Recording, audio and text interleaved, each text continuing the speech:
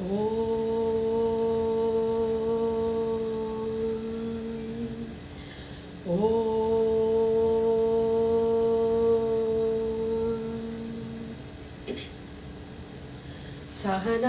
Vavatu Sahanau Bhunaktu Saha Viryam Karavavahai Tejasvinavaditamastu Ma Vidvishavahai. Om Shanti Shanti Shanti. Om Bolo Swami Sadguru Shivananda Maharaj Ki Jai. Om Bolo Swami Vishnu Devananda Maharaj Ki Jai. Hari Om Tat Sat. Om Namah Shivaya.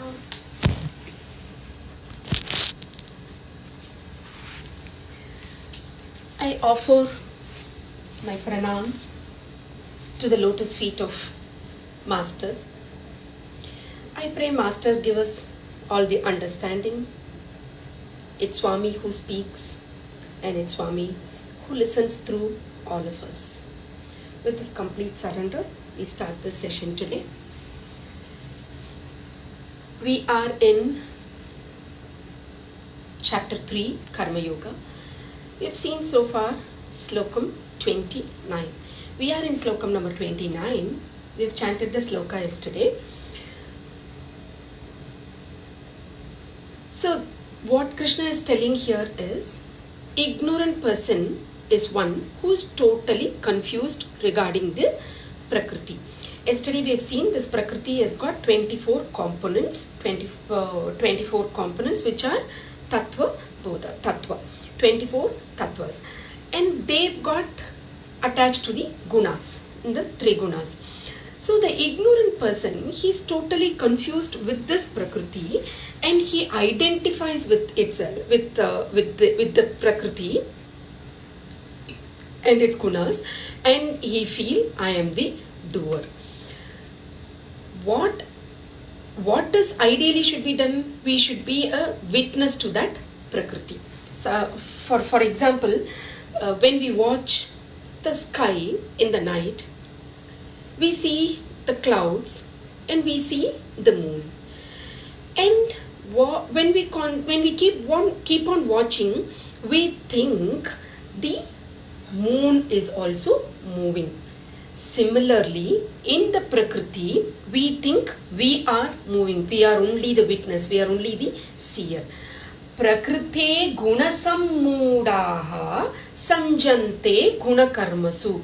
Those who are deluded by the Prakriti and Guna, they get attached to the functions of the organs and the sense objects and they feel I am the doer.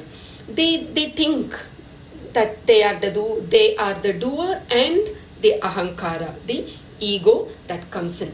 One who is not recognizing this and think that the actions of these gunas are my own action, it is me who is doing it, such people are called ignorant people. They may be a very big personality, they might be a rich person, wealthy person, or highly educated in the modern education. They might be a lawyer, doctor, or a rich person, whatever it may be. If they think they are the doer, then they are spiritually ignorant. Tan akritsna vido.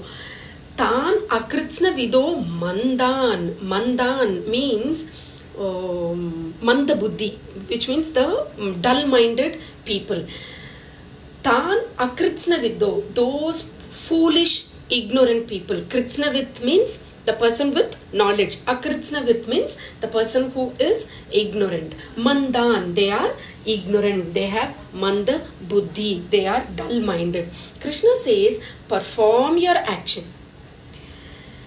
And as a wise man, allow people to perform their actions. Do not stop them. Do not tell them to stop, because only through actions they can get into this spiritual path. Encourage them, because they have identified with the work. They think they are the doer. Let them continue. Do not stop them. Slowly guide them. Be an example. slowly guide them, and that is the way they achieve the supreme. Wise person should not vichalayet. They should not unsettle the mind of these doers. Slokam number 30. Mayi sarvani karmani sanyasyadyatma chetasa निरासीर्निर्ममो भूत्वा युध्यस्व विगतज्वरः. So drop all other attitudes and create a great attitude of dedicating everything to the Lord. Simple. Drop all other attitudes and create an attitude to dedicate everything to the Lord. That is why we have been taught to do the puja. When we do the puja, constantly keep offering. We also tend to offer all the routines of our daily events to God. Our walking, talking, everything. When we, in the puja, what we are doing? We are offering. We've been trained to offer to Lord. The same way, when we keep offering, when we keep doing this puja on a daily basis, we learn to offer our day-to-day activities also. In that way, in that path, we dedicate everything to the Lord. So our life itself will become a complete offering to that Lord. Yatyat karma karomi akilam in this universe. Yatyat karma karomi, whatever, what and all that I do, I completely offer it to Lord Krishna. Krishna says, whatever the karma you do, you offer it to God. God is not defined here. Krishna means we should not take it as a religion. God is not confined to one religion. This applies to the entire universe. God do not see caste or creed. He lives in the heart of all beings. So Krishna says, Mayi sarvani karmani samnyasya. Mayi means onto me. Sarvani, the entire karmani, entire work, sanyasya, renounce completely onto me. Adhyatma chetasa, constantly stay connected to the God. Adhyatma chetasa, constantly. We have to keep ourselves tuned to that Lord all the time, resting completely on that Lord's feet, remaining tuned to the God. Now we can see, how do we relate this? We can see people who sing, especially Carnatic music, people who sing songs, they have a shruti. Okay? They have the person who is sitting behind, and he would be putting that tambura. Now it has come in instruments. There will be a shruti. The person who is singing will always be connected with that note. Okay? Will always be connected with that shruti. He should not deviate. He cannot deviate from that notes. He cannot deviate from that shruti. If he deviates from that shruti, then the apaswara will come. Okay, that song will go for a toss. So, like the Carnatic musicians or any musician who is constantly staying tuned with that shruti, we also have to be constantly stay tuned with that Lord, connected with that Lord. And how do we get this? Through japa, through puja, attending satsang, reading scriptures, talking to wise people. So all these ways will constantly help us to remain tuned with the masters. So Krishna says, give up these three. Nirashi, nirmamo, vigatachvaraha. Nirashi, ashi means thinking, asha, thinking all the time about the future. what is that going to happen? What is going to happen for me? What will I do? What is going to happen? All the time thinking about the future. Nirashi means expectation. It is not good to live always thinking about the future. Some Joshia, some astrology, he said that, I'm going to, when this star moves, I'm going to get this. So let me not do anything now. And when that happens, I will get this. So thinking about the future, you are disrespecting your present. And that will not take you to a happy moment. Living in the past, living in the future is always an insult to the present, because God lives only in the present. God does not live in the past, and God is not going to live in the future. God lives only in the present. So, Nirashi, stop that expectation for that. That doesn't mean that we should not plan for the future. That doesn't mean we should not think of the future. We should plan for our future. We should think of our future. But when we get into the action, we should live in that present. We should live with that karma. For example, a person who is climbing the stairs. Okay, we'll think the lift is not working, so he's climbing the stairs. When he climbed the stairs, even crossing 4 steps, he's finding it very hard. He's finding hard to breathe. Okay, after somehow finding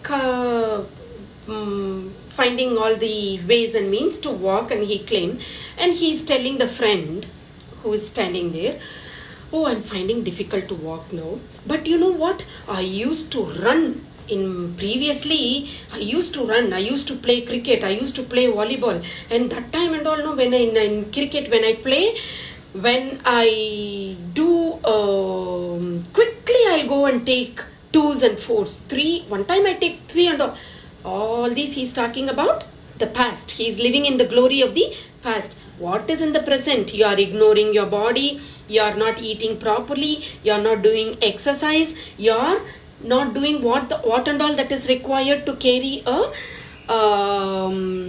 proper, you're not taking care of your body properly, and that is reflecting, that is saying on your body that you cannot claim today. So he's not acting for that in the present, he's talking about the past. So living in the glory of past, what will happen? That will only ruin them. So living in the past, living in the future is not a good thing. So a true karma yogi always lives in the present.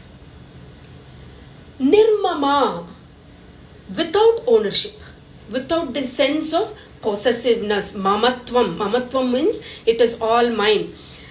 All the past memories create this I and mine, because from the past you are storing all the thoughts and that samskaras, everything that is happening in the past, that is giving you this nirmama, that is mama, this is mine.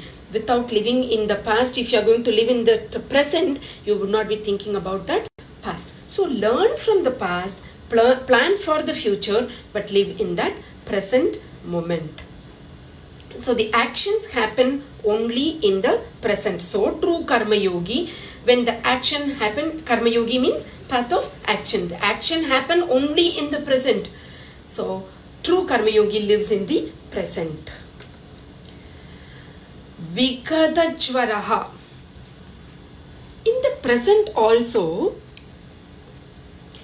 you should be careful of this excitement. Jvara means the fever of excitement. You need to be free of that fever. Fever here means excitement of the present. While doing the action itself, getting thoroughly excited. That is what is happening to Arjuna now. He is excited. I'm going to fight. This is going to happen. I'm going to do this. He is excited. That excitement is what is causing the problem for Arjuna now. So Krishna is telling Vigata Jvaraha, free from that excitement. So when you are free from that excitement, you get into that samatvam, that balance. We have seen in chapter 2 also, samatvam yogam uchyate. The efficiency can happen only when you are in a balanced way. So free from that jvara, that excitement, Arjuna, yuddhasva vegada jvaraha, fight without this fever or without this excitement. Fight freeing yourself from this above 3. Nirashi, Nirmamo, fight, Vigatachvaraha. Having renounced this, fight. These are the avenues Krishna is telling which can steal your energy. These are the avenues where you can lose your energy. So, do the work perfectly, living in the present, the result will definitely become perfect. Whatever the result that comes, take that as prasad. When we do the work perfectly, we will not fail internally. Even if that external result is not successful, it's perfectly alright. We can learn and we can do again the action. But if you fail internally, it's no good. So whatever the outcome that happens, take it as prasad.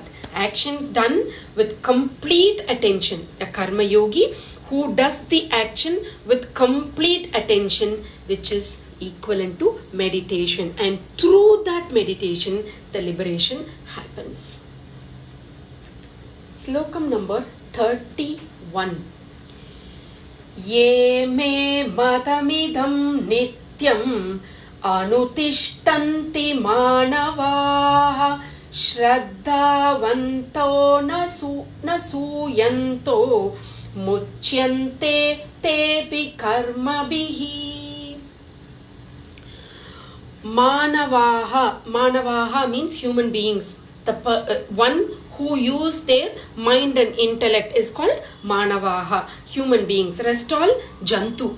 When we use the mind and when we use the mind and when we think and reflect and on that manam, then we are called Manavaha. Manavaha means human beings. Those who accept my teachings, Krishna says, those Manavaha who accept my teachings with faith, Shraddhavanto, who have trust in my words and who follow my teachings, Anasuyanto, free from faults. Asuya means finding faults. Anasuya means without finding fault. When we see a big picture of, or when we see a big thing, a negative people always find the fault. They fail to appreciate the big picture. They always find the fault. So Krishna says, people, Manavaha, find fault in my words, and people who do not find, who follow my words. Okay, so one who accepts my teaching with full trust, such people who accepts and follows me matamitam. Matam means teaching, my teaching. Nityam anutishtanti. Tishtanti means standing, which remains. Anutishtanti means continuously following, steadily following whatever that I say with trust, complete faith, following what I say. Muchyante te karmabhihi. They also, Krishna says, they also will become free from that bondage of action. What I'm saying, dedicate completely all the work onto me and you will be free. So the people who follow my words and do the action, they will be free from the bondage of action. So, for example, if we see our own body, there are involuntary organs which does their work without our intervention. Breathing, digestion, these all do not want our intervention. Suppose if God is going to give that choice to us to work on this digestion, it is also the task is given to us, then whatever that you eat, we will have to do this work mechanism, all this process, and separate good and bad and supply to the other organs. We will create a complete mess of it.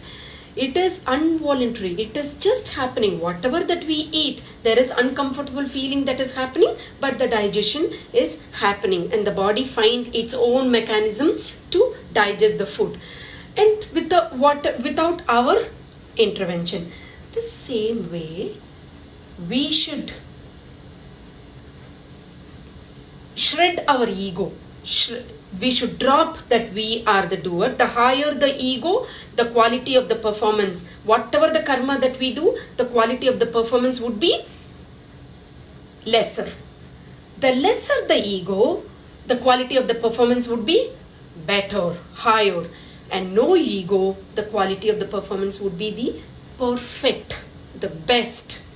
So drop that you are the doer and get into that action. When a person is performing this action 100% with devotion, the action that is happening will be 100% best only. The one who listened to me, Krishna says, Arjuna, the one who listens to me and accept my teaching with complete faith and follow my teachings continuously, they will be free from this bandha. They will be free from this bondage. Okay, what happens?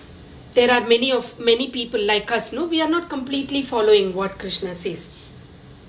So, when people act contradicting to this, what happens? Krishna explains this in slokam number 32. Ye tvedapyasuyanto nanutishtanti me matam sarvajnana vimudamstan viddinashtana chetasaha. Ye tatveda, those who nanutishtanti, na anutishtanti. Anutishtanti means follow. Na anutishtanti means those who do not follow my teachings. What will happen to them? Those who do not follow my teachings, those who don't believe in what I say, there are people, no? They will say, we also might have come across, or we can be one among that bunch of people. We say, how can a person live without anger? How can a person live without greed and ego? How can a person live without pride? These are all common, no? That everybody will live with this. How can we live without these? Are all practically impossible. There will be somebody who will say that it is all practically impossible. Maybe that is applicable for the scriptures, but those are not practically possible. So it is practically impossible. Tanmanam is the biggest thing. No, we should live with anger. We are all eating with salt. We will get that anger. So those are all kind of people. So Krishna says, those who do not follow my teachings, those who believe that what I say cannot be practically applied in their day-to-day life, abhyasuyanto, those who find flaw in my teachings, saying that it is not practically possible, they are sarvajnana vimudaha, totally deluded from all sides of knowledge. Nothing can be done for them. They will be confused totally in their actions. They will not have knowledge about the goodness or for their well-being. Nashtana chetasa, Arjuna, they are totally nashtan, achetasa, they will be destroyed. They are going against nature. What I am saying is the nature. The nature, the universe, the law of universe is the same for every being on the earth. So what I am saying is universal law. It is not one for you and one for other. It is a universal law. But if you don't believe, if you don't follow, if you think it has achetasa, it is they don't follow achetasa, they are totally destroyed. They are going against nature. Viddhi nashtana chetasa. Viddhi nashtana chetasa. Viddhi means their knowledge is gone. And people who do karma yoga with that attitude, they will develop deep sorrow, and instead of evolving, they will devolve in their life. So Lord Krishna says, I will only give the fact. I will only say Do this. This is the universal law. Completely surrender. Do not attach with the results. And the Prakriti has got 24 components, Tattva Bodha. So think that you are not the doer. I keep telling you, if you feel my teaching has got flaw, then Krishna says, I cannot do anything. Why they want to follow? They want to become wise. If some people say, I don't want to follow, what will happen to them? We will see that in the next sloka. So people who do not follow Krishna's teachings, why they are not following Krishna's teachings? They are not following Krishna's teachings. They think that, Krishna's teachings has flaw. They do not follow. Why? Krishna is telling that in the next sloka. Sadrisham cheshtate swasyaha prakriterjnanavanapi prakritim yanti bhutani nigraha kim karishyati. Krishna says, I will only tell what to choose. Yada ichchati tata guru. What you want to do, you do. I am leaving it to you.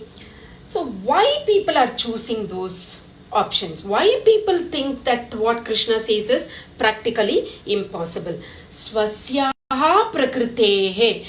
Everybody has their own prakriti. Here prakriti means our intellect made up of our own prakriti. The past stored impressions which can be from the previous birth also. So what we call them as samskaras. We can also say vasanas. We get this birth having those stored impressions of our previous birth. Swasyaha,